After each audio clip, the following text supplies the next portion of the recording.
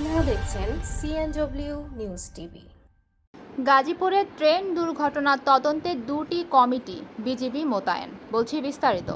গাজীপুরের জয়দেবপুর স্টেশনের 1 কিলোমিটার দূরে ছোট দেওড়া এলাকায় দাঁড়িয়ে থাকা মালবাহী ট্রেনকে একটি যাত্রীবাহী টাঙ্গাইল কমিউটার ট্রেন ধাক্কা দিলে 9টি বগি লাইনচ্যুত ও 4 জন আহত হয়েছে।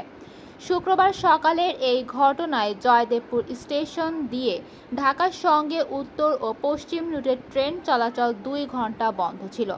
বিভিন্ন স্টেশনে আটকা পড়ে অন্তত 10টি ট্রেন। ঘটনা তদন্তে জেলা প্রশাসন, রেলওয়ে কর্তৃপক্ষ আলাদা দুটি তদন্ত কমিটি করেছে। বরখাস্ত করা হয়েছে রেলওয়ের 3 জন কর্মচারীকে। এছাড়া ঘটনাস্থলে মোতায়েন করা হয়েছে বিজিবি। জয়দেবপুরের স্টেশন মাস্টার হানিফ আলী মিয়া জানান, বেলা 11:15টার দিকে টাঙ্গাইল কমিউটার ও মালবাহী ট্রেনের সংঘর্ষ হয়। রেল লাইনের পয়েন্টের ভুলের কারণে এই দুর্ঘটনা ঘটে। এতে মালবাহী ট্রেনের 5টি এবং যাত্রীবাহী ট্রেনের 4টি বগি লাইনচ্যুত হয়। কমিউটার ট্রেনটিতে যাত্রী কম ছিল, এই কারণে হতাহতের সংখ্যা কম।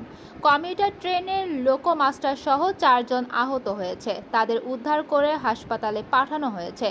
এই কর্মকর্তা বলেন, প্রাথমিকভাবে ধারণা করা হচ্ছে পয়েন্টের ভুলের এমটি রেক ট্রেনের সঙ্গে মালবাহী ট্রেনের মুখোমুখি সংঘর্ষ হয়। এই ঘটনায় তদন্তের জন্য 5 সদস্যের তদন্ত কমিটি গঠন করেছে রেলওয়ে কর্তৃপক্ষ।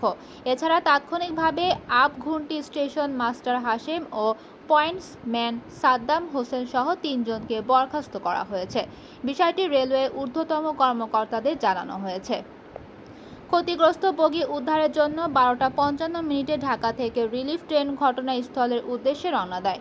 এরপর বিকেলে রিলিফ ট্রেন ঘটনাস্থলে পৌঁছার পর উদ্ধার তৎপরতা শুরু করে। এছাড়া টাঙ্গাইল কমিউটার ট্রেনের পেছনের অংশে অক্ষত বগিগুলো বিকল্প ইঞ্জিনের মাধ্যমে দুর্ঘটনাস্থল থেকে সরিয়ে ফেলা হয়।